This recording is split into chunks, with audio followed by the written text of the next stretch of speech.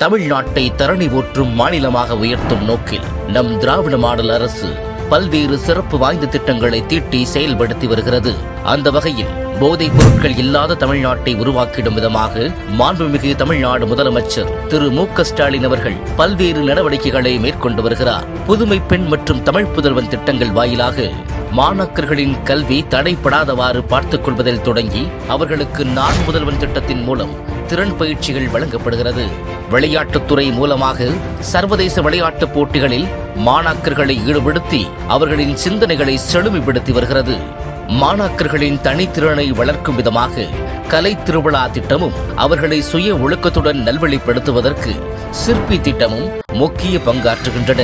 நாங்க ஃபர்ஸ்ட் சிற்பிக்கு வரும்போது ஜாலியா என்டர்டைன்மெண்டா இருக்கு, எல்லா இடத்துக்கும் கூட்டு போறாங்க, அப்படிதான் வந்தோம். அப்புறம் அவங்க நிறைய விஷயம் சொல்லிக் கொடுக்க எங்களுக்கே இப்போ ஃபர்ஸ்ட் ட்ரக்குக்கு அடிக்ட் ஆனவங்க எல்லாருமே இப்போ ஐபிஎஸ் ஆக போறேன், ஐஏஎஸ் ஆக போறேன் அப்படின்னு சொல்றாங்க. எங்க அது ரொம்ப பெருமையா இருக்கு. தமிழ்நாடு அமலாக்க பணியகம் குற்ற புலனாய்வு பிரிவு மிக தீவிரமாக போதைப் பொருள் தடுப்பு நடவடிக்கைகளில் ஈடுபட்டு வருகின்றன. குறிப்பாக பள்ளி மற்றும் கல்லூரி மாணாக்கர்கள் பொதுமக்களிடையே விழிப்புணர்வு ஏற்படுத்தப்பட்டு வருகிறது. அதன் முதன்மை திட்டமான டிரைவ் அகைன்ஸ்ட் ட்ரக்ஸின் கீழ் பல்வேறு திட்டங்கள் செயல்படுத்தப்பட்டு வருகின்றன. கல்வி நிறுவனங்கள், தொழிற்சாலைகள் மற்றும் மக்கள் கூடும் வணிக வளாகங்கள், விளையாட்டு போட்டிகள் நடைபெறும் இடங்கள், திருவிழாக்கள் ஆகிய இடங்களில் விழிப்புணர்வு நிகழ்ச்சிகள் நடத்தப்பட்டு வருகின்றன. 2023ஆம் ஆண்டில் சுமார் 30 லட்சம் மக்கள் கலந்து கொண்டு 1,10,603 விழிப்புணர்வு நிகழ்ச்சிகள் நடத்தப்பட்டுள்ளன.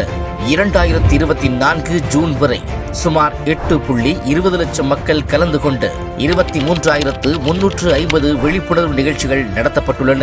போதைப் பொருள் ஒழிப்பு விழிப்புணர்வு நடவடிக்கைகளின் தொடர்ச்சியாக மாண்புமிகு தமிழ்நாடு முதலமைச்சர் அவர்கள் தலைமையில் தமிழ்நாட்டில் உள்ள அனைத்து பள்ளிகள், கல்லூரிகள் மற்றும் தொழில்முறை கல்லூரிகளில் பயிலும் மாணாக்கர்கள் போதைப் பொருள் ஒழிப்பு உறுதிமொழியினை ஏற்றுக்கொண்டு வருகின்றனர். போதைப் பொருள் உற்பத்தி மற்றும் சட்டவிரோத கடத்தலை ஒழிப்பதில் சிறப்பாக பணியாற்றுகின்ற காவல்துறையினருக்கு பதக்கங்கள் வழங்கி கௌரவிக்கப்பட்டு வருகிறது.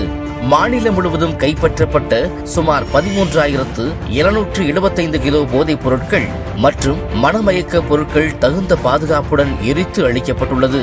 போதைப் பொருட்கள் இல்லாத தமிழ்நாட்டை உருவாக்கும் நோக்கில் ஒவ்வொரு வாரமும் வெள்ளிக்கிழமையன்று போதை இல்லாத நாள் என்ற விழிப்புணர்வு நிகழ்ச்சி நடத்தப்படுகிறது.